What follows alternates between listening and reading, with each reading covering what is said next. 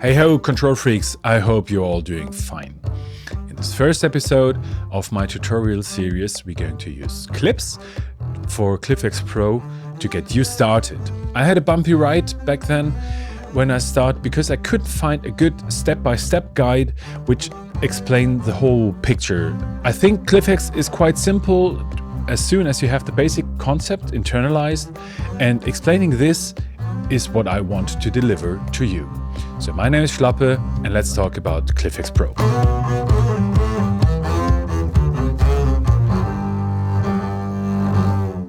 I discovered ClyphX Pro during my master research on live looping, and that is where I want to navigate today. In the first half, we're going to use clips to build a song structure in a live looping scenario, and in the second half, I'll show you some tricks and some details, and we take the whole thing a step further. You should think that Ableton is a live looping machine by nature, but it isn't really, especially if it comes to build a song structure by stopping clips and launching them again at a later point. I couldn't find a good way in Ableton to do this until I found ClyphX. I'll talk you through the thinking process, how to apply ClyphX Pro to a given problem, and I think dummy clips is a good starting point. Dummy clips are clips in an Ableton session view with actually no audio or MIDI data in it, but with automation curves to control mixer or device. Clips which contain ClyphX Pro actions are called X clips. ClyphX can be used in any thinkable situation and way, and it gets very overwhelming very quickly. So I'll try to stay simple and straightforward as possible because I want to keep everybody on board. If you have no idea what ClyphX Pro is, make sure you've seen my basic concept video. We jump into a live looping situation. I actually already did the recording. Of course, that's something which is really interesting, and I'll cover that in a future video, but it's very complex and we want to start simple. So without further ado, let's jump right in, shall we? I've recorded two different parts in two different tracks, so it's 4 clips, and I wanted to play back different combinations of these by stepping through the scenes. I've assigned them to a MIDI controller. Just I would do it in a live setting. I would have a foot controller doing this to build up a song structure. Now, in a live looping situation, this is not possible, of course. You would have to manually copy and paste those clips you've just recorded on stage. No, you don't want to do that. So if you would only have someone who could do this for you, Hi Clyph. Hello. So, as said before, think of ClyphX Pro as an assistant who does this for you. Of course, you can only do stuff you could do natively in Ableton. And of course, there are a million ways to do this, and I'll show you one way to do it. So let's have a look, shall we? Okay, so how do we do this? In ClyphX, we need two things. We need a trigger and we need the action. The trigger in this part is going to be a clip. It can be a dummy clip, or it will be a dummy clip. Let's duplicate those two tracks. And I've prepared a dummy clip. So when you have a look at this, there's nothing going on. It's just empty. Okay, so let me take this dummy clip. We'd use this to trigger an action. To activate our assistant, we start the square brackets, right? That he listens. Now we need the specific action, and we want this clip to be launched when this is activated, all right? So let's have a look at the manual, and I want to take this opportunity to tell you how to read the manual as a handbook. All the actions are listed in the action reference, and there's a bunch of categories for each action, like action categories. So we want to launch clip, and you would think it is a clip action, but actually it's a track action. I usually recommend just using the search. When we put in play in the search function, this is a lot of results. So this is not really helpful in this case. So let me go back to track actions. Well, here we go. And on page 15, you find play X. They're different. There's actually a lot of different play actions. We want play X, where X is the scene number of the clip slot or the name of the clip. All right. So we need to type in play and then the scene we want to launch. And this is 1. Okay. So when I press launch this clips, it will start the clip in scene 1. Okay. So let's just iterate. Let me do this real quick. Play 1. Okay, and then 1 and 1.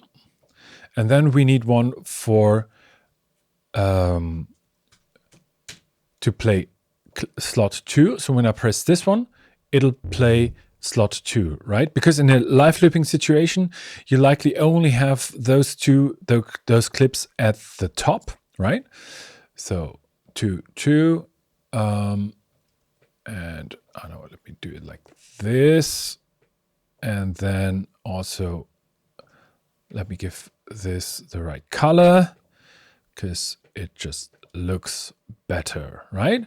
Okay, there we go. Now, if I step through the scenes, let's see if this works. So you can, yeah, there's something going on. That's not really right. Okay, what is wrong?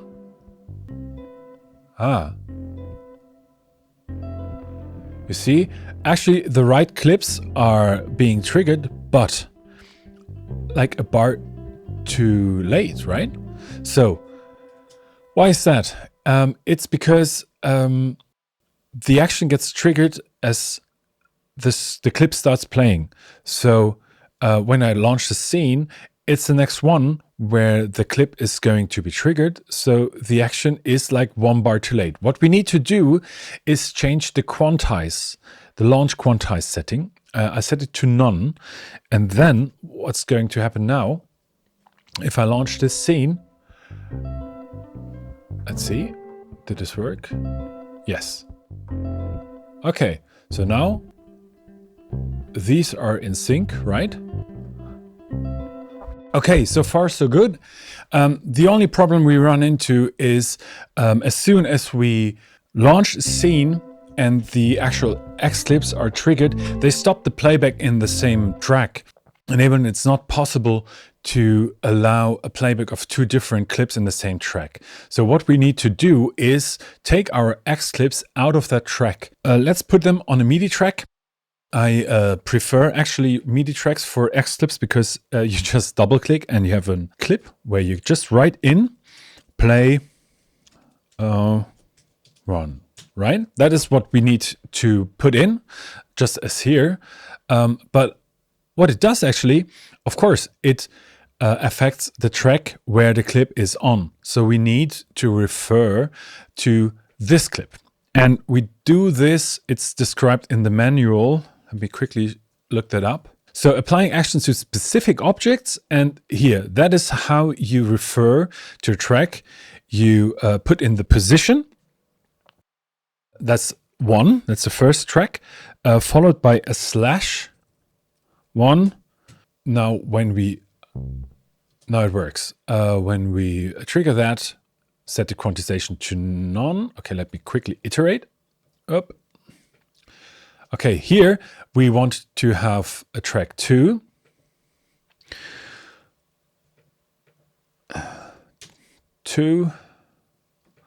Play 1, play 1, play 1, and then we need a different one for play 2, works, okay, and then we need the same for here, play 2, play. Oh no, like this. Okay, now it should work. Let's delete them. And yeah, you would have to delete those stop buttons. You could either do by Command E or also with right click, add or actually remove stop button. So when we launch that scene, these clips which play at the top of the set won't be stopped. Okay, so let's see if this works. First one, okay. That's a little bit cluttered. So let me, okay. Yes. Yes. Okay. Okay, cool. That works.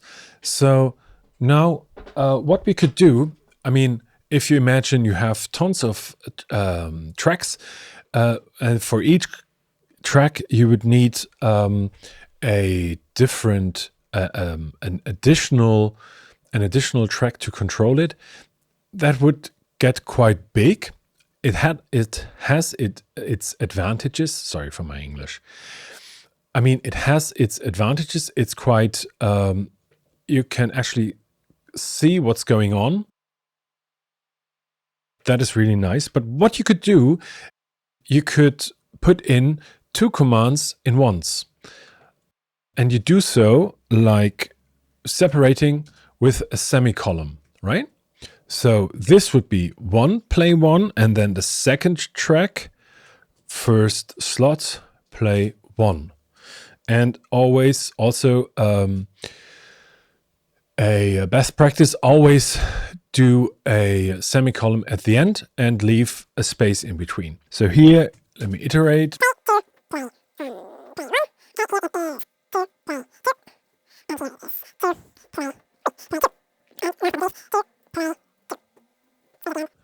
Perfect. So we do not need this anymore. Let's see if that works. 1, 1, then 2 and 1, yes, 2 and 2, 2 and 2, 1 and 2, and 2 and 2. Cool. Splendid. Okay, so this is the basic principle. One thing I wanted to add, if you have like many tracks more, and you would move those tracks at a certain point, you will break the actions. See, because you're referring with 1, you're referring to the position. So what you can do, and I highly recommend this, you refer to names. So let's quickly give these names.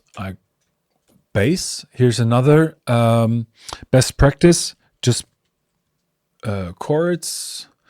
Use uppercases or lower cases all the time. And now base 1 and chords 1. Okay, so let's quickly stop all clips and see. Now it works. No matter where the clips are, where the tracks are. Okay, yeah. Let me iterate that. I'll fast forward. Bass. Copy. Up. Up. Up. Up. Okay, and then chords. Up. Chords. Okay, so now we have a bulletproof arrangement by referring to the tracks with the names. It's pretty cool, isn't it? For the second half, I'd like to show you some tricks or not different concepts, how we can take this a step further. In this case, I'd like to have a specific clip played for 2 bars and then stopped, wait for 2 bars, and then play another clip while the other track is going. All right, so how can we do this? There's no single action, but we have individual actions for waiting and stopping. All right, so let's have a look at the manual again. And in this case, I will use the search and I'll type in wait. So no, there's not, but on a different page. Okay, there he goes. This is in global actions. You can see there are 2 types. One is which measures the time, and there's one which measures the amount of beats.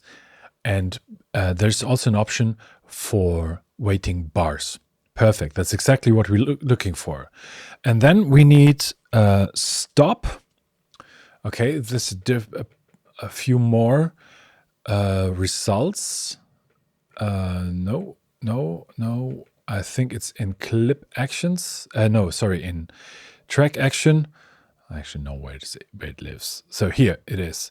Stop playing the clip on the track. It's a track action. So if we define the track, it will stop the clip playing. Okay, so by now you probably understood or noticed that ClyphX isn't that hard actually. An action for waiting, type in wait. An action for stopping something, type in stop, okay? And get the details out of the manual. That's how it basically works. I just copied that clip because the clip quantization is set to none. All right. And also for overview, I just type in 1 for the first clip, play 1. That'll start the playback of the clip.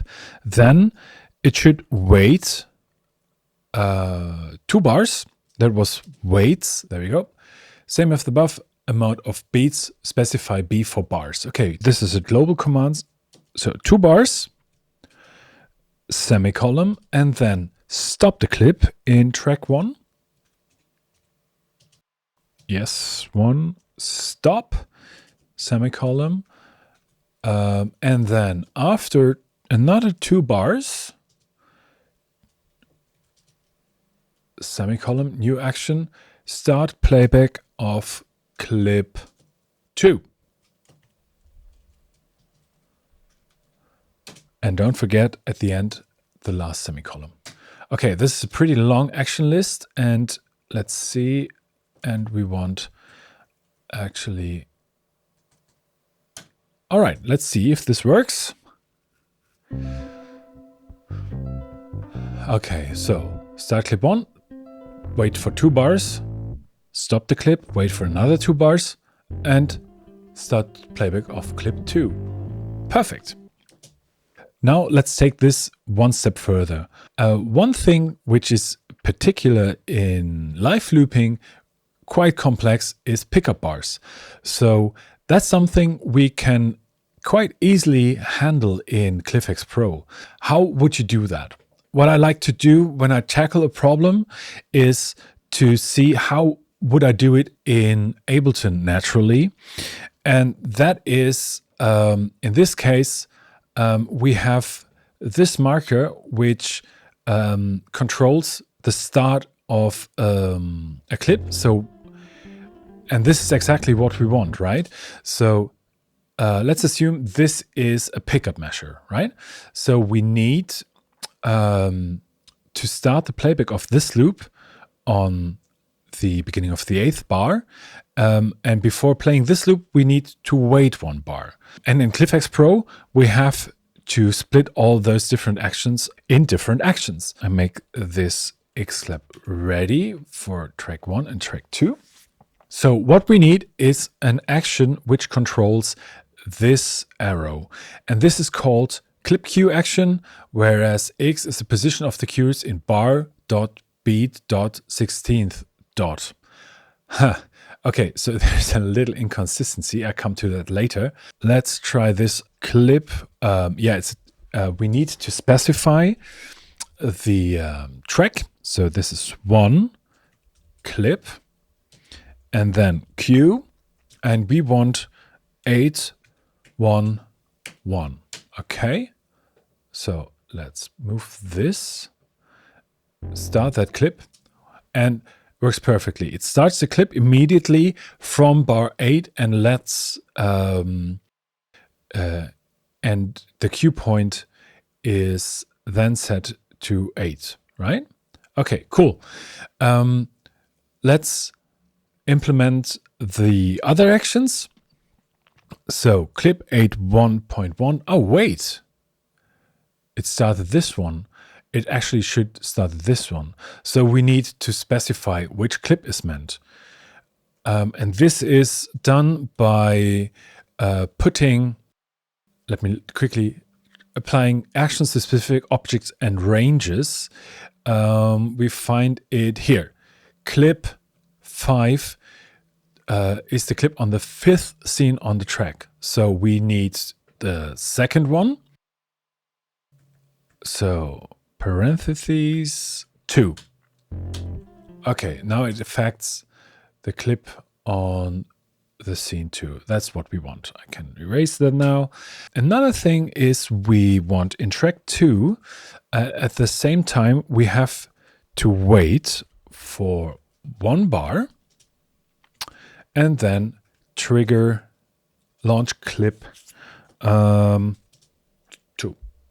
Okay, so let's see. Stop all clips. Trigger that pickup bar and a beat after. Okay, so there's one more thing I'd like to show. Sometimes there are little inconsistencies in the syntax, and you have to make absolutely sure that you test your action before you build it in like a broader context. Okay, so when we have a look again at the manual, the clip Q action, here in the description it says bars.beat.16th dot, and on the examples it says there's no dot at the end. Okay, so let's have a look. I set the clip Q point to the 8th bar. Okay, but what happens if I add a dot at the end? Nothing happens. The action does not work anymore. Without a dot at the end, it works. Dot at the end, it does not work. Okay? Always make sure you test your actions before applying them. Yeah, just testing. That's the way it works. There are a few best practices. I already told you some of them. I will do a specific video about that as well. And with this, yeah, I'll go to the outro. So, this wraps it up for today's video. I hope you've had a smooth ride starting your ClyphX journey. Thank you so much for watching. I'd be grateful for a thumbs up. Subscribe and hit the bell icon if you want to see more tutorials, and subscribe, yeah. I put a script of this video linked down in the description, and the basic course will always be free, accessible here on YouTube. However, if you want to support my work, come and join me on Patreon. There are advanced concepts videos coming. I'll do one-on-one coaching. Yes, you and me. And there will be monthly hangouts with other ClyphX Pro users, and there's a Discord server, and last but not least, I will share my user actions as well. So Schlappe and Clyph are saying goodbye, and until then, have a great day and always stay in control.